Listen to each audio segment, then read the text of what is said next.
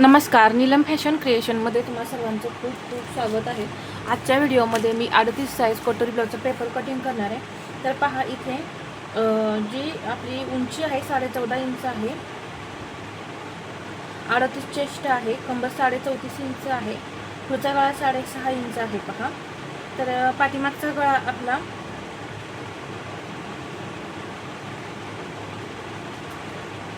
10 inch आहे, 10.5 inch आहे जवळपास। तर यानुसार आपण कटिंग करायचं आहे। तर सर्वात पहिल्यांदा उंची घ्यायची आहे। उंची आता या इथे मी पेपर घेतलेला आहे आणि या पेपरवरती मी फ्रंट पार्टचं कटिंग करेन। 14.5 इंच उंची आहे, तर त्यामध्ये मी 1 इंच प्लस केलेलं आहे आणि 15.5 इंच इथं मी पहा पेपर कटिंग करून घेतला आहे। 15.5 इंचावरती बरोबर इथं उंची घेतलेली आहे। आता शोल्डर घ्यायचं आहे। तर मी नेहमी जसं सांगत असते, शोल्डर आहे टोटल 15.5 इंच, तर त्याचा निम्मा किती होतो? 7.25 इंच। आता इथे आपला 10.5 इंच गळा आहे, तर त्यामुळे मी इथून 2.5 इंच मायनस करणार आहे। पहा, टोटल 2.5 इंच इथे मी मायनस केलं, 5.25 इंच शोल्डर राहिलेला आहे। इथे सुद्धा असंच मी 5.25 इंचावरती मार्किंग करून घेते आणि मुंड्याची उंची इथे मी 5.6 इंच घेणार आहे। तर इथे 38 साईजसाठी मुंडा घेर जो आहे तो 9 इंच आहे। मी ब्लाऊजवरती मोजला आहे, तर हा मुंडा घेर येतोय का हे पाहायचं आहे। तर 5.6 इंच मी उंची घेतलेली आहे।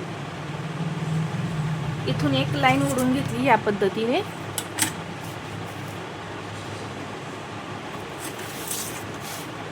आता चेस्टचा चौथा भाग टाकायचा आहे आपल्याला, 9.5, आणि याच्या पुढे हे 1.5 इंच मार्जिन।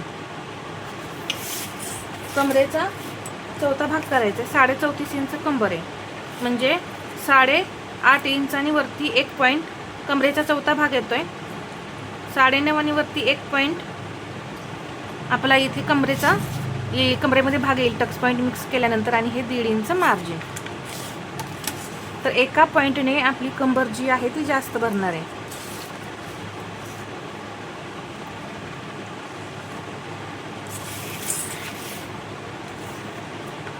इथे 1/2 इंच क्रॉस बॅक घेईन, एक तिरकी लाईन ओढून घेतली, इथून घेणार आहे मी 1 इंच,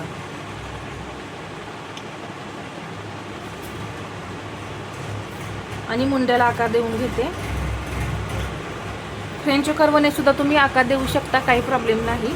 आता इथे मी हे 1/2 इंच मार्जिन सोडून मुंडा घेर किती भरतोय हे पाहते आधी। तर पहा, 8.5 इंच मुंडा घेर भरत आहे, म्हणजे आपल्याला इथं मुंड्याची उंची जी आहे ती वाढवायची गरज आहे। तर इथे 5.6 इंच मुंडा घेर घेतलेला, आपण उंची घेतलेली होती मुंड्याची, तर इथं मी 6 आणि वरती 1 पॉईंट एवढी उंची घेते, कारण 1/2 इंच आपला गॅप आहे। परत इथून 1/2 इंच क्रॉस बॅक घेतला, या पद्धतीने लाईन ओढून घेतली, 1 इंच घेतलं आणि इथून आकार देणार आहे। एकदम परफेक्ट असे आकार द्यायचे आणि हे डाऊन करायचं। आता मुंडा घेर मोजून घेऊया। 9 इंच आहे, तिथे 9.25 इंच आला तरी चालेल। पहा, परफेक्ट 9 इंच भरलाय, त्यामुळे इथे आता आपल्याला काही कमी जास्त करायची गरज नाही, म्हणजे 6 आणि वरती 1 पॉईंट एवढा मी इथं मुंडा घेतलेला आहे। इथे पाहू शकता, 6 आणि वरती 1 पॉईंट एवढी मी मुंड्याची उंची घेतली। या पद्धतीने तुम्हाला मुंडा फिक्स करायचा असतो। आता इथे शोल्डर पट्टी जी आहे ती मी 2.5 इंचाची ठेवणार आहे, तर 3 इंचावरती मी मार्किंग करून घेतलं, तर 2.25 इंच इथे आपली गळारुंदी शिल्लक राहिलेली आहे। आता इथे गळ्याकडे शोल्डर डाऊन करून घेते मी आधी।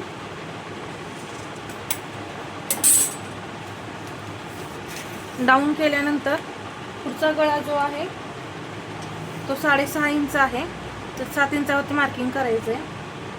तर इथे हा गळा थोडा जास्त वाटतोय, तर मी 6.5 इंचावरती मार्किंग करून घेईन, आणि जर नंतर मला वाटलं की गळा खूप कमी होतोय तर तो मी नंतर स्टिच करताना वाढवून घेईन। वाढलेला गळा परत कमी होत नाही पहा, त्यामुळे पहिल्यांदाच इथे घेताना थोडासा मी कमी घेतलेला आहे. हेवी साईज आहे तर 2.25 इंचाची मी क्रॉसपट्टी घेणार आहे. इथे जास्त क्रॉसपट्टी मी घेणार नाही.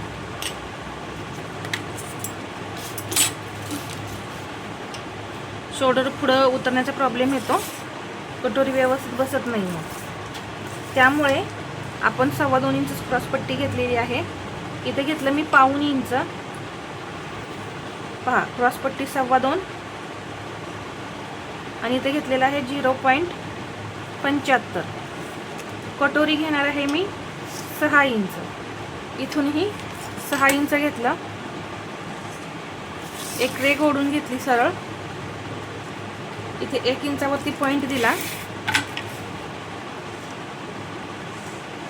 एक तिरकी लाईन ओढून घ्यायची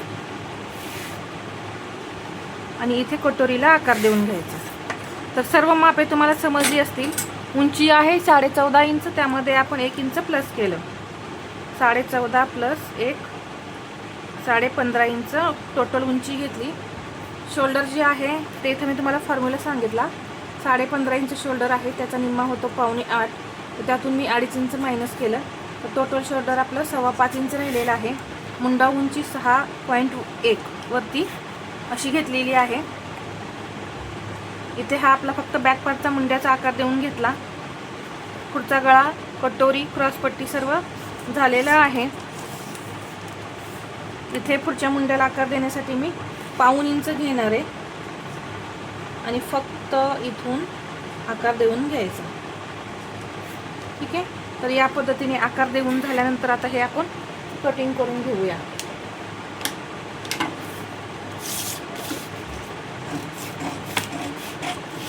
अजून एक म्हणजे या इथे आता आपण बॅक पार्ट मी डायरेक्ट कपड्यावरती कटिंग करणार आहे, तर इथं आपण टक्स तिरका जातो, कपडा जो आहे तो तिरका जातो म्हणून इथं कट करतो, तर ते आता इथं आपल्याला कट करायचं आहे,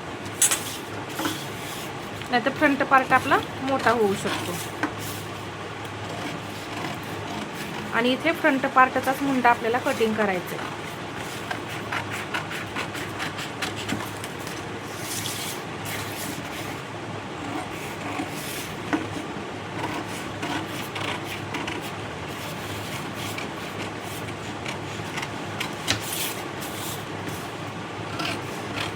क्रॉसपट्टी अशी सरळ कट करून घ्यायची आधी, आणि नंतर मग हा जो भाग आहे तो असा कट करून बाजूला काढायचा हा, आणि कटोरी आता कट करून घेऊ. तर इथे पहा, हे दोन्ही पार्ट आपले सेपरेट झालेले आहेत. क्रॉसपट्टी तेवढी आपण उंचीमध्ये 0.5 इंचाने वाढवायची ही. आता ही मूळ कटोरी आपण वाढवून घेऊया.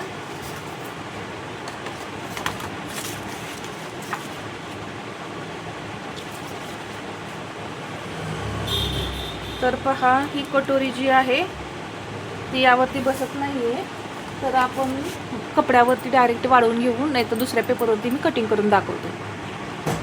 इथे पहा, मी दुसरा पेपर घेतलेला आहे आणि त्यावरती ही कटोरी वाढवून घेते. तर आहे अशी कटोरी पहिल्यांदा ड्रॉ करून घ्यायची.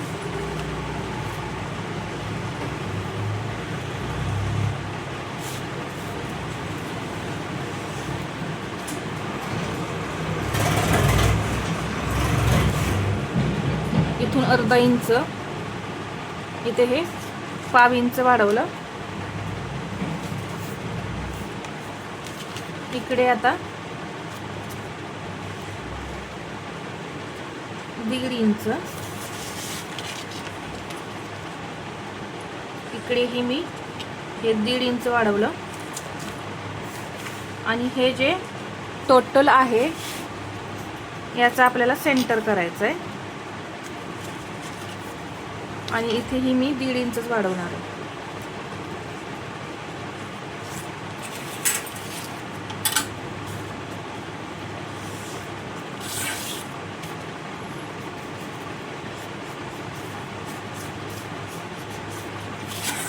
पहा, आकार दिल्यानंतर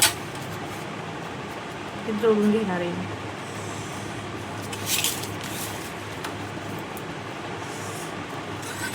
अशा पद्धतीने 38 साईजची ही कटोरी जी आहे ती आपली तयार झाली. कट करून घेऊया.